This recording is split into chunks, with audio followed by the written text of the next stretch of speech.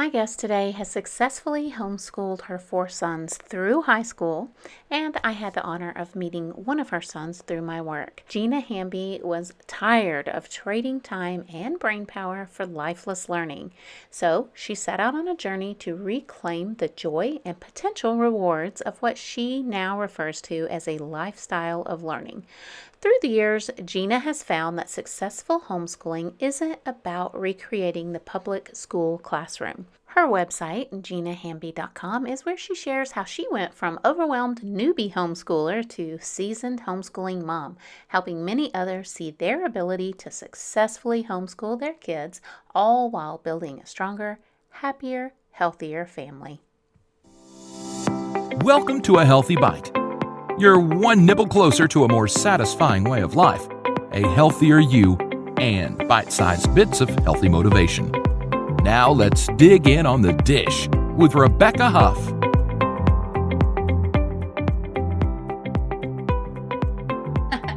So, Gina, you homeschooled your kids for about 15 years, right?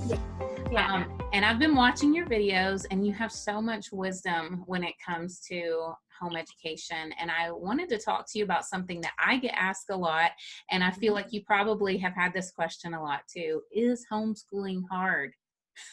Oh, gracious. It's as hard as you make it. Now, having said that, it does require some dedication. You are going to put some thought into it. You're going to commit your heart to it. It's not something to take lightly. It will be a lifestyle adjustment. But if you do it from the heart, if you relax a little, if you recognize the beautiful opportunity you have, it's not just adding one more thing to your very busy schedule, when in fact it's doing life with your children to where you actually enjoy your children. And having said that, I just graduated my fourth son last May, and I miss them terrible because when done properly, homeschooling feels like such a team effort that when it's done, you're like, oh gracious, I'm the only one out on the field now, and they're transitioning to their new roles in life. So just to encourage you, it's not meant to be stressful. It will be hard at times, but it's let's say it is something so rewarding and beautiful, and you'll find yourself enjoying it, and it'll become a lifestyle. And then at the end of the day, you'll have raised children that you are proud to call yours, that will be of good reputation, that will be known for hard work and honesty and integrity. And it's just such a joy at the end of the day. I so agree with that. I know that a lot of people are talking about homeschooling now, and we know why with the pandemic and everything. But setting aside the whole, pandemic and whether we should be sending our kids to school because of the virus or whatever, let's start out by talking about what are the big benefits of homeschooling. And I know I ask you to think about this ahead of time because there are so many benefits of homeschooling. But if you could kind of sum it up in a few points, what would you say? Sure. One of the biggest, so I think I have three favorites. The biggest being mentoring your children. And when I say mentoring, that truly is the heart of a successful homeschooler, that you're not just trying to get math, language, and all the other subjects done, but you're seeing the opportunity to impart your worldview, your beliefs. They're getting to do life with you. You are equipping them to be future adults, husbands, wives, parents. You have the opportunity to instill in them, to shape the future through mentoring. And when I say mentoring, this isn't a curriculum. This is simply doing life together and letting them in on your life and imparting values to them. And it's not rushed. When you're homeschooling, you don't have to rush. You have the freedom of time and flexibility to cater it to your family, your lifestyle. And so I love the ability to truly train up your children to be productive, hardworking, happy young people. And then I already mentioned this, but the flexibility, you get to teach what you want, when you want, how you want. You do not have to stick with a particular curriculum. There's subjects you need to cover, but there's great flexibility in how you want to teach it. How do you want to gear it? Is your student dyslexic? Do they have trouble reading, but they are beautifully skilled in the arts? Are they very creative? Are they able to communicate verbally but have a hard time with reading and writing? Well, you capitalize on their strengths. You build them up to the point that they're so confident in their ability that they'll compensate for their weaknesses. So that's a beautiful, the flexibility to cater it to your children. And lastly, what I would say, a very favorite point, is creating independent thinkers. And this year, everybody knows 2020 has just kind of thrown us for a loop. We didn't see it coming. We didn't expect anything that's happening. And some people will become paralyzed with fear, and they're so used to being told what to do and what to think that they're not sure how to troubleshoot and how to move forward. And the beauty of it is to just, you can teach them, okay, here's a problem. How can I figure another way around it? How can I figure a way to do this myself? How can I adapt? And in fact, that's what this entrepreneurial spirit of learning how to figure problems on your own is what led to our, my son, he started a family farm business here in Maryland. So that is beautiful. They're learning to create ways to provide for themselves. And then as adults, don't we wish our husband, our peers, our neighbors were able to problem solve, and they didn't just collapse, or they were adaptable, that they didn't freak out, but they calmly were able to work through things and independently figure out how to successfully live life. Yes, I love that point. Very spot on. So as far as the teaching goes, though, I know it's too broad of a subject, but I wanted to touch on some of the ways that parents can go about educating their children, because especially now with the pandemic, there's a lot of people talking about, doing public school at home, but that's really not the only way. Can you touch on some of the different ways that parents can go about giving their kids this education? Mm-hmm. Okay, so let me tell you, for us, a typical day and some of the things that we adapted, things we did different. So it's nothing like recreating school at home. So we're getting up together, we're doing chores together, very important. You're a team. It's not just all on mom. And so that ought to make you say, hooray, thank goodness she said that. I want them to be working with you. They're making breakfast with you. They're cleaning up. And then you're going to have some family time. For us, it was devotions and Bible study. For others, it might be working on character development, things that are warm. It's not necessarily a subject, but you're building into them.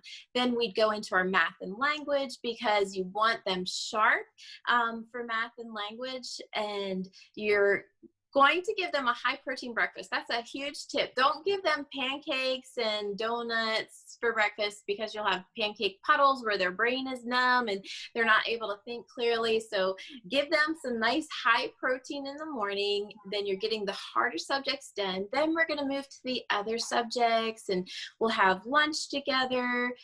Give yourself quiet time in the afternoon. Every day after lunch, we had a period where it was just no devices. It was, you can go read in your room, you can go be quiet in your room, you can play quietly with Legos in your room, something like that. Take a downtime. And then in the afternoon, you're doing projects or field trips. You can do service work. You can teach a lot to children through working for and with others by serving them, broaden their world. My boys, when I talk about broadening their world, they did apprenticeships. We live around farms. So a couple of boys worked with a dairy farmer. Another son, he worked with a cabinet maker. Expose them to various opportunities, because those in fact were subjects. The dairy farm was science, it was agriculture, and then we had industrial arts when my oldest was working with a woodworker doing cabinetry and things like that. That is a great way to teach them important life skills that are still school. Also, field trips are beautiful. and we're going to talk on this later, but real quick, since we're here, whenever we took a family vacation, I counted it like an extended field trip. So a couple weeks before, if we're going to South Carolina, we love Charleston, we would study about the area. We would study the history of the port. What is the state known for? There are crocodiles there that we don't have here, or alligators. I'm not sure which, but there's things that are scary that come up out of the waterways down there that we weren't used to. So we studied about that. What is their climate like? What is their state known for producing? All those things make life itself something that you actively engage in. You're not just trying to cram facts. That's not the goal. The goal is to spark curiosity, to have them wondering about the world, to gear their what they're learning about towards what their interests are. So find out what they love, because if they love it, if they're interested in it, they're going to want to learn. Yeah, I love that. We actually did something very similar. I did a lot of what we called one tank road trips, like Oh, exploring, where you could go on one tank, just finding things and learning. And I love that. Something you said that kind of clicked with me is that my idea for homeschooling with my kids has always been teach them to love learning, and they'll never stop learning. That's the number one goal, I think, with homeschooling my kids, was just to instill a love of learning, show them that learning new stuff is fun, and then they'll just keep learning forever, because knowledge is learning. The more they gain knowledge and keep trying to find out new things, they're always going to be on that forward motion of learning. So that was pretty cool. I know you have a ton of information on your website, ginahamby.com.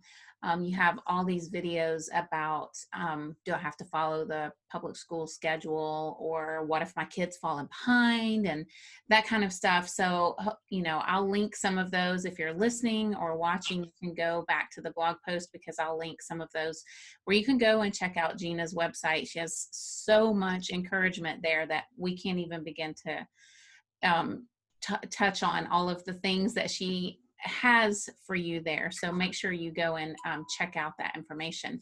But I also wanted to talk a little bit to you about what your thoughts were. I know a lot of people are doing virtual school at home. So their kids are logging on to the public school system and they're doing virtual school. Is that the same as homeschooling? Gracious, no. Children, especially younger children or active creative minds, staring at a screen, it just dulls the mind. Children, or all people, we read slower when anything is on a digital screen. It squashes their curiosity and creativity. They can just feel burnt out from learning. It's just much harder to concentrate when you're just staring at a screen. Whereas I think the beauty of homeschooling is immersive. Let them touch and see and experience the things that you want to teach them about. That is what they truly will grab a hold of.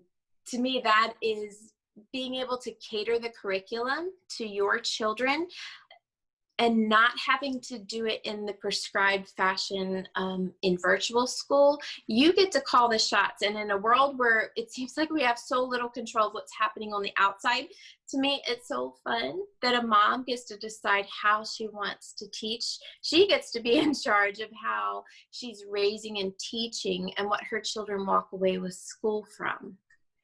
Yeah, I love that. And I feel bad for a lot of the parents who think that they're homeschooling now when their children are doing virtual school. And I feel bad for the kids, because as I talk to other moms who have kids that are now at home doing virtual school for the first time, their kids are really frustrated and they're crying every day. And they're just so discouraged because they think that homeschooling is virtual schooling, and it's just not the same animal at all. No. And I feel like a lot of people who are using the virtual school system now would, do their children a huge favor to just start homeschooling instead, especially if you're already putting so much effort into it. But anyways, not to get off on a tangent about that, there was something in one of your videos that I wanted to ask you about, and you had previously mentioned field trips, and I got off on a different subject. But you had said something in one of your videos about going on field trips. I think someone had asked you, what if they can't find a group to go on field trips with? And you said you don't need a group. Can you tell us a little bit about that? I loved it. Absolutely. So while the boys were, as they were growing up, we were part of a homeschool group, and I helped to lead one, and we would once a month, we went to different places. Now, I viewed that as a time to hang out with other kids, to have fun, to do an adventure together, but they weren't necessarily paying attention because they're paying attention to what the other kids are doing, or if the other kids are cutting up, or what the other kids think of them. And the true learning isn't necessarily happening. That's more of a fun time. You do not need a field trip group. You can go where your children are interested, and they'll grab a hold of it. They'll pay attention better. It's more relaxed. I mean, that is the beauty now. We're not allowed to be together as much, but that should not stop you. Keep experiencing life together as a family, even if it's just mom and one child. There's beauty in that. I love it. I agree. And I think they do learn more when you're doing this field trip, and they can put their focus on what they're doing instead of the social interaction, which I feel like is part of the distraction in public school a lot of times. Is this, we do want our children to be socialized, but at the same time, that social interaction can also distract from actually learning. So I love that, what you said about the field trips.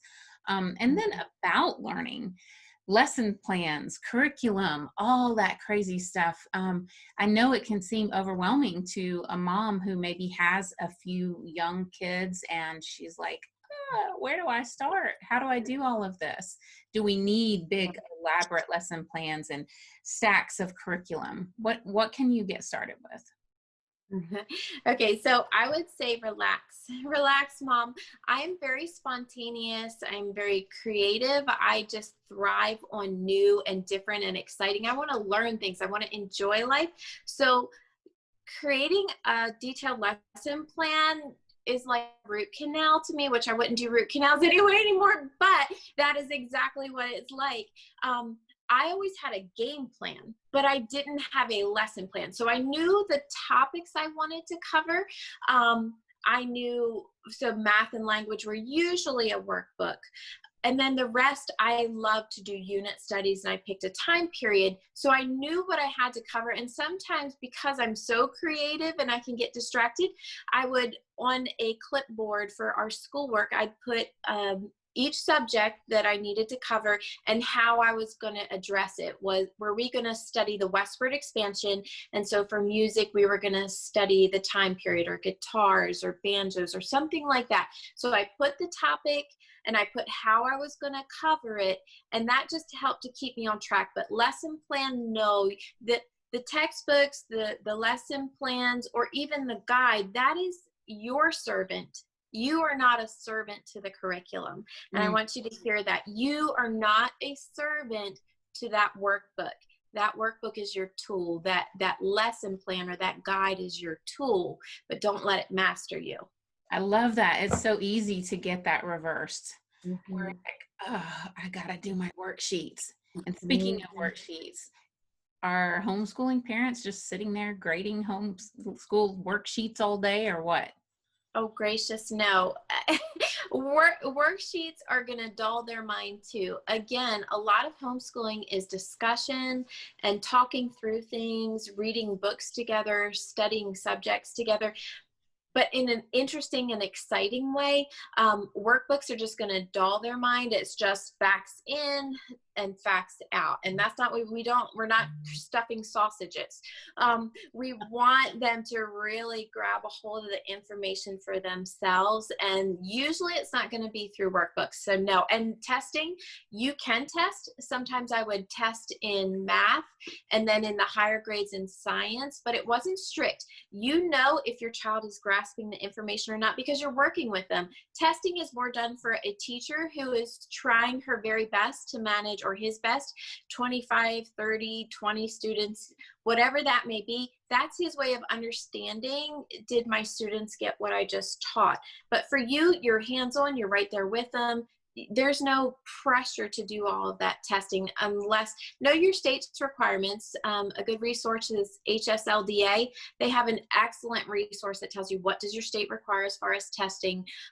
Most states are not strict on testing, and maybe they are testing like 2nd, 5th, and 7th. But in Maryland, where we are, we don't have any mandatory testing. So I really didn't do a whole lot on my own except some math quizzes. I think that takes the pressure off for the kids anyway. Yeah, absolutely. Mm-hmm. Not all kids are good test takers, and you don't want them to feel squished. You know, you don't want to feel defeated. You always want your child to feel like they're progressing. School is not to kind of crush them down and see what they don't know. It's to build them up, build on their strengths, and make them feel like they're accomplishing, give them confidence, and they're going to succeed as an adult. That is such an important key. And I have seen that with my 6 kids. One of my 6, he did not do well with testing. And the girls, they were okay with testing. But my oldest son, he was really smart and he knew a lot of stuff about computers. But when it came to tests, that's where he would struggle. And once we started proving what he knew, and he started getting that confidence because he knew a lot about computers. He ended up going to school and got a degree in computer technology because of the stop testing factor. So that really helped him a lot. And I think that's really important for people because testing really isn't a good indicator of what a child knows anyways. So I wanted to ask about the younger kids, so maybe this was going to be someone's first year of kindergarten or, even first grade. They barely just got started into school and now they're at home. Maybe they chose not to do virtual home, school, and they chose just to homeschool their child. Should the child be sitting at their desk, or what does a day look like for a kid that age when they're homeschooling? Mm-hmm. A youngster, if you are 5, 6, 7 years old, you are going to have very short lessons. And I mean, anywhere from 5, 15. And if they are really good, you could do 20 minutes, and then you're going to take brain breaks, and you want them to get up and let's go fold a load of laundry. Let's do jumping jacks together. You're going to tickle their socks off. If mom gets up and starts doing jumping jacks during the break with them, they'll just love it. Or a sit-up competition or push-up competition. Make it fun. So the 6-year-old, he's probably altogether going to have 1 to 2 hours where you could say it was schoolwork. The rest of the time he's working alongside you. He's feeling productive. And we have a couple of mini horses here. They're bored to death unless they feel productive. So if you hitch a horse to a little cart or something, they feel like they have a job. Kids are the same way. They want to feel productive.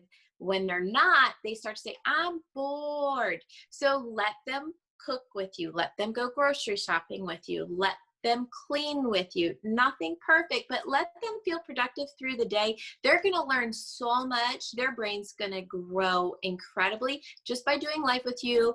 A little bit of the subjects, not long. I love it. I love it. So on the opposite end of the spectrum, though, what about high school? What changes during the high school years? Mm-hmm. So high school, I want you to think of there's a couple things to think about. Number one, what do you want your kids to walk away from? What did you graduate? Ask yourself this. What did you graduate high school with? And now you're on your own and you thought, oh, goodness, I don't know how to balance a budget. I don't know how to fix a leaky faucet. I don't even know how to change my tire. What do you wish you had practiced? You have these hours you need to fill: science, social studies, math. What do you wish you had learned? Do you want to know about personal finance? So take a course. We did Dave Ramsey's personal finance for homeschool high school. I wanted my boys to know about investing and budgeting. So use that time wisely. You need to get a certain number of hours. So check with your state. Again, HSLDA will explain to you what credits you need, what your state requires for high school graduation. So in high school, number one, you're figuring what do you want them to walk away with, and you're basing it towards their interest, their subjects. They're also learning how to keep track of their credits, and that can sound overwhelming. I just want to, like, very simply, like, you need 4 English credits in Maryland, 3 in math, 3 in social studies, 3 in science. So just know that over the course of however long it takes to get through high school, you need to have those separate credits. So you just need to understand, what do I need to graduate? How can I, since I have to do science and my son likes mechanics, can it be applied science, and can he learn small engine repair? Or my other son likes agriculture. How can I gear his studies towards that to fulfill my science requirements? So just know what's required and then gear it towards what you want your kids to walk away from. It sounds overwhelming, but I promise you it's not. It's just being careful about keeping a little bit more records and staying on track with what your state requires for graduation. Mm-hmm. Good advice. Good advice. Do you have any examples in your family of like what high school looked like for one of yours? So my oldest son, Brian, he was extremely driven. I have some other sons that are like, Mom, relax, chill out. And they're not. And that's okay. You let your kids do their thing. But my oldest son at 14, he knew he wanted to be a registered nurse. I had been a nurse practicing in a hospital, and he just saw the benefit of that. So we geared his high school studies towards the medical arts. He was able to, in 10th grade, he started testing out of college courses. They're called CLEP exams, or credit by exam. So in 10th grade, he finished 3 years of high school. And it sounds harder, and I should make a video and that we could link that to this. But essentially, he did 9th grade with me, and then by 10th grade, he's like, Mom, I'm really ready to go. He started taking college at our local community college. He also started taking credit by exam classes. So he got high school credit and college credit at the same time. It took him, like, world history. We love history. He was able to study for 3 weeks, take the exam. He tested out of it. So he got his 1 year of high school in 3 weeks for social studies, and he had 3 college credits. So that applied. By the time he was 18, he graduated and was a practicing registered nurse at our local hospital, just because he had the drive. He was ready. He wanted to push. My second son, he's more chill. Mom, relax, enjoy. It's okay. We got this. He just graduated this summer at 21 as a registered nurse at the same hospital where I worked. So those are ways that you can adapt it to each child. And again, Ryan at 18, 19, we're on a farm. We're learning how to homestead. That was part of our homeschooling. And that's so valuable. Teaching kids how to create their own life, to have their own food, things like that. That makes learning exciting. But he's at work and he's telling them that, okay, we're about to process our own chickens. And one of his coworkers says, I would like to buy your chicken. Boom, a business was born. Ryan, all of a sudden, he starts running. And meanwhile, while he's running to create a family farm business, I'm still homeschooling 2 younger sons. So I'm like, okay, science this year is agriculture, and for math, it's also business math. And so for social studies, we're learning economics. And so we're tying our life into our school, and then everyone is invested in it. They see an end in sight. They're more motivated. When you give them a vision and a means to achieve it, that's where they will just take off. So that's one way, an example from our family, how we used homeschooling beautifully to set my kids up for their future. Mm-hmm. Yes, I love that. So as far as, I mean, it kind of almost sounds like a working parent could make homeschooling also work out. What kind of advice do you have for people who work, whether from home or whatever?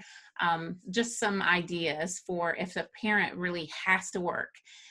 What can they do? Yes. And this is, again, the flexibility of homeschooling. So I was a registered nurse as I was homeschooling. I was practicing at the hospital. So maybe I'm going to double up on Thursday because I have to work on Friday. And so I'm going to do 2 lessons of math. Mind you, we skip every other problem because it's silly to try to just finish a workbook page because it's there. But so we'll double up, or maybe they're going to do it in the evening because I have to work in the daytime. Give yourself lots of grace. You can also take some online classes.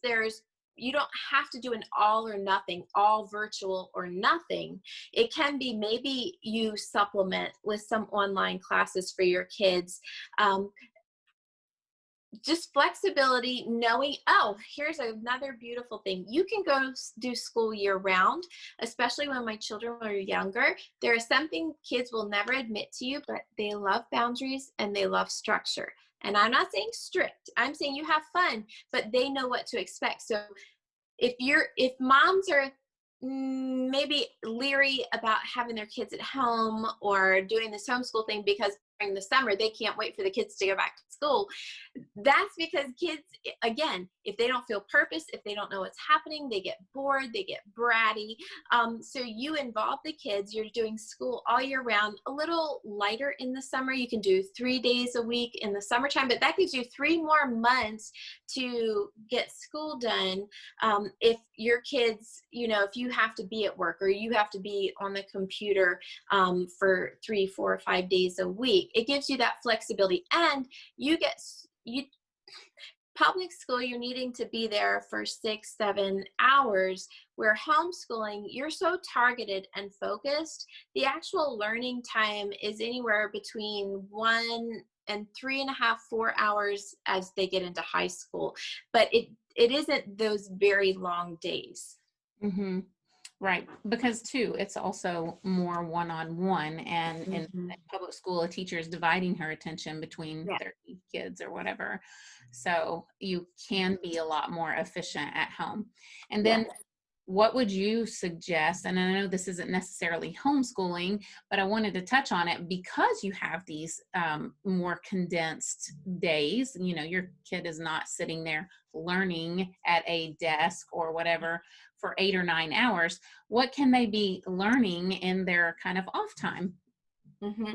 In their off time, it's the perfect time to, again, they can work for a neighbor or work, they can serve or apprentice. So let them see what they're interested in and look for those opportunities. And then things they can learn independently. Let your kids have the ability to, let's say, take apart an old vacuum that broke and see the inner workings, knowing full well it's not going to go back together, and that's fine. And maybe they're only going to take it apart for an hour and lose interest, but just let them see behind the scenes. Their brain is forming so many connections by just kind of taking a look under the hood and seeing what it's really like. And I think that's what's helped my boys to kind of problem solve on their own, is that I let them do projects, but it wasn't completely directed. I'm like, here, go see if you can figure out why the toaster oven isn't working, fully knowing in my heart the toaster oven was probably going to be mutilated. That's okay. Chill out. It's just a toaster oven and it was broken anyway. Let them take it apart, examine it.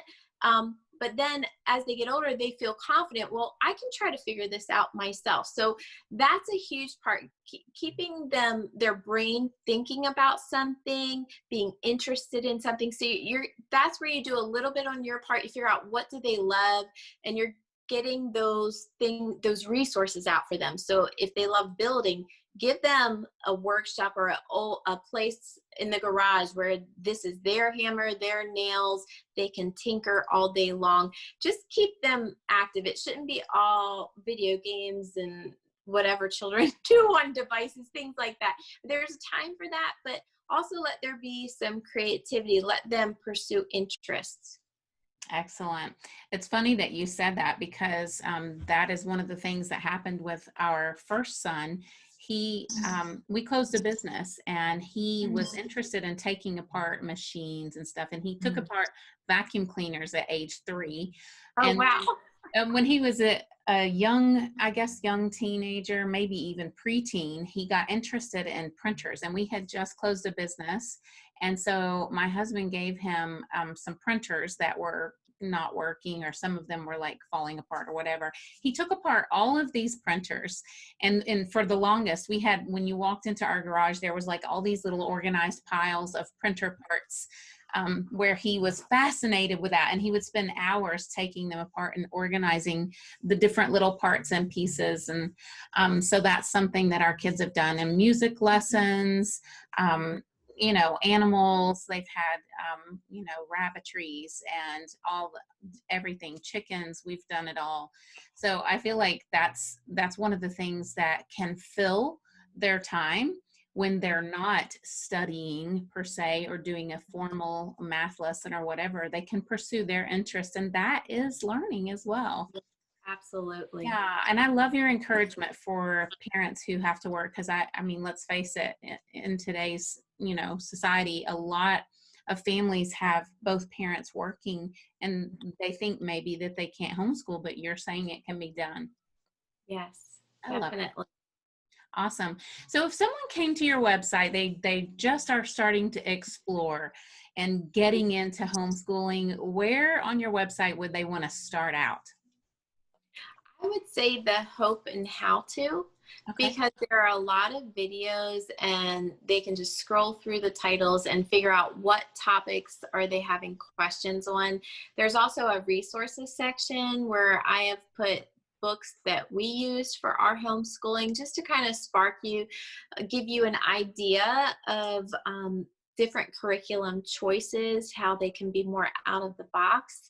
But probably the hope and how to, if you have a family member that is against you homeschooling, and they're saying, well, they'll never get to college, or they're not going to be socialized, or whatever they're coming out with. I also, under courses, I have a free mini course that I debunk the 5 greatest myths behind homeschooling.